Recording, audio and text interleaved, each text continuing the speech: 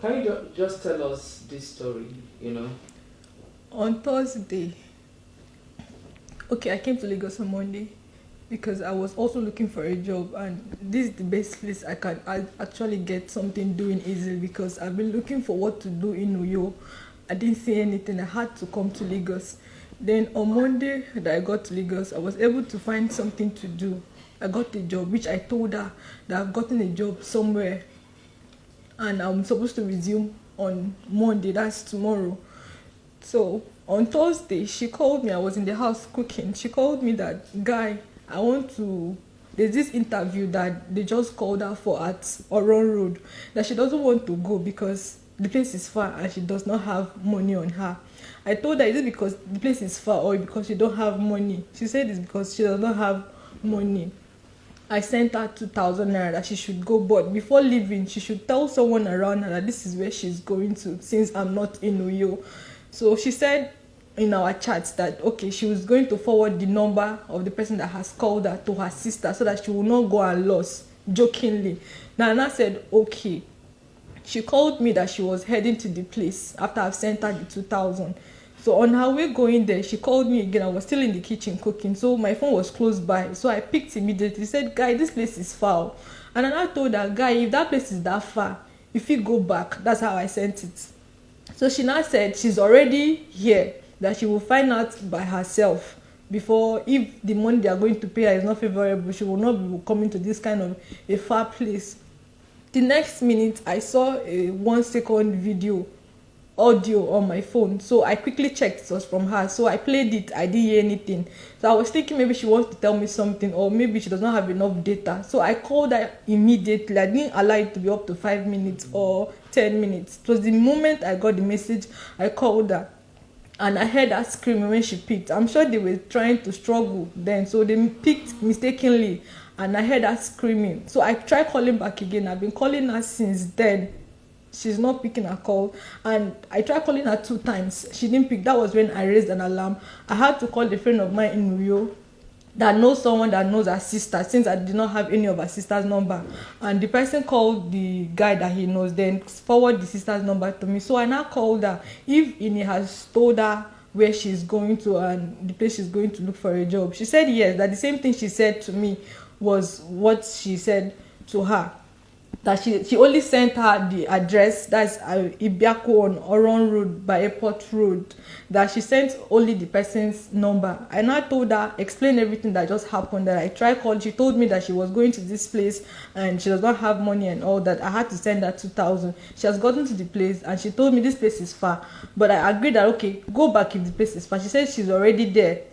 She would want to know how the place is first before going back, and ever since then I've not heard anything. The next thing was for me to see a 1 second audio on my phone. Then I called her back. I heard her screaming. So that was how I was able to get to the family, and she narrated that it was the same address she told me she was going to that she went. So that's just it. So did the sister tell you after you called her and told her about the one minute or less than a minute audio, did they go to that particular address? No, they didn't. She quickly went to the police station to report the case. They said it's not up to 24 hours yet. So she waited. It was towards 4:16. She sent me that 1 second voice note. Then by the time I reported it was not up to 4:30. So when she went to the police station that Thursday evening, they said it's not up to 24 hours, that she should wait till the next day. So she went back early in the morning by 8:30, and they were saying they can't go there with their van. She has to hire a different van and to buy fuel. People sent money. I called some few persons. They sent money to her, and she was able to hire a van to withdraw the money, then go back to the station. So since then, they said they're investigating on it, and we've not had anything. The next minute, people, because I sent the number to people, I posted it online about the number that called her for the interview. So they checked on Truecaller, and it was showing Ezekiel Akpan. So people find out that Ezekiel Akpan is linked to someone else. Then immediately people were now going through her page on Twitter, and they saw the post she made about job, that she's seeking for a job. And few persons now checked the comments under that post that she made. One guy in particular, UMOREN'S thereabout, deleted his chat immediately from these comments from the post, so that people would not see that he commented and she was trying to make inquiries of where his place of work is. So then the next minute he changed, after deleting the comment that he made under her post, he changed his name to something else. Then the next minute he deactivated the account. Okay. And I made that known to the public that this guy has changed his name, he has deleted his comment under my friend's post, and he has deactivated his account. Then they used that name to look for him on Facebook. He did the same thing, they activated his account on Facebook as well. When it was now going viral, people were now tagging at Uduak Frank, the same guy that is Ezekiel Akpan. He's also Uduak Frank Akpan. So when they now tagged him on stuff like that, he came out to he made a post on Facebook that at the time my friend called him, that was when his phone went off, and he has been trying to reach my friend and to no avail, that somebody should reach out to this family of the person. Meanwhile, we have raised alarm the day she went to look for an interview, and he didn't say anything about my friend calling him and her phone number going off. But it was the next day, that is towards in the evening on Friday night, that he made mention of something like that. So after the investigation, he actually took himself to the station. So they arrested victims. Before then, victims messaged me, a girl named Marian. She messaged me that she has been in that same position before, that the guy used a different account on Facebook, a girl's page, to chat him up and saying that she has a job offer to give to her. So when she got there, it was a different thing. What they did to her was to drug her, gave her weed smoke, then raped her, took pictures of her, and said if she goes back and tell people, they are going to post it online, then and all that. But she said they used that to be collecting money from her. She gave me the address of the place, which I sent to the sister, and she forwarded it to the police people. And it was there that they caught the father at first, before he took himself to the station.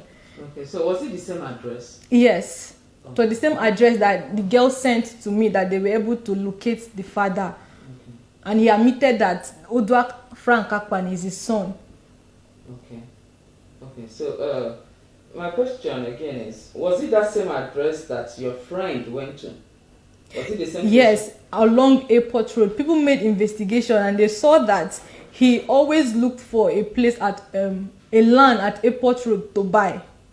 And most people too that he actually called for job interview as well said he always mentioned of Ibiaku Road by Airport Road. Okay. So obviously it's the same guy that this yes, is talking yes, about. Yes. Okay. Do you have his picture? Yes. Okay. When I called you, I think I said something on Facebook. I don't know. Was it Facebook or Twitter? I don't know if it's from you.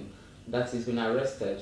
Yes. Okay, so he's still with the police. Yes. So with the other guy, he took himself. The police didn't arrest him. No, he took himself. Okay, the sister told me that he took himself to the station, maybe because he has seen that there's no way for him to run to, so he had to go there. But they've not said anything that he has been telling the police. But the only thing the sister said is that he has been giving out vital information, and they are using that to work on the matter. That's what she said. Okay.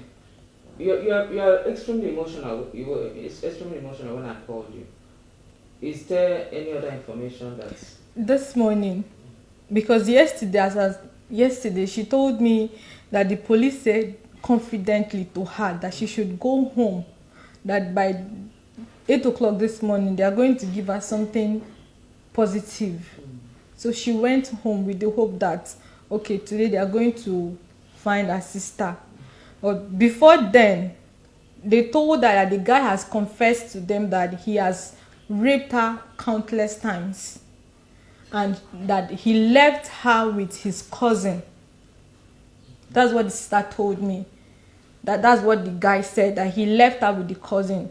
So before this morning, the police, since he has already confessed to the police that he has raped her countless times, and he left her with the cousin. We were now hopeful that he would take them to where my friend is. But this morning, the sister told me that they've killed my friend and they have buried her. She got the information from the police, I guess. Yes, I called again to confirm. She said I should take everything she's saying truth, that they've killed my friend and they've buried her. Just like that. She only went to look for a job.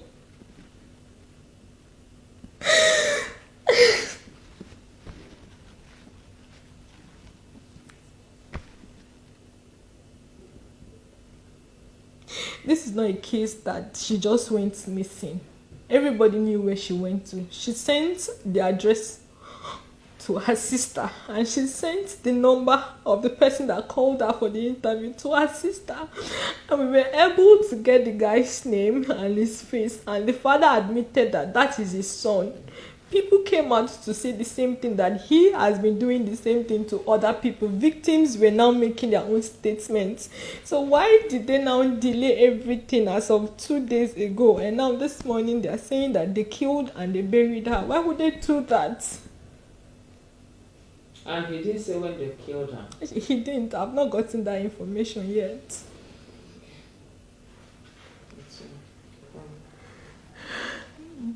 This month that just ended made that 26 years.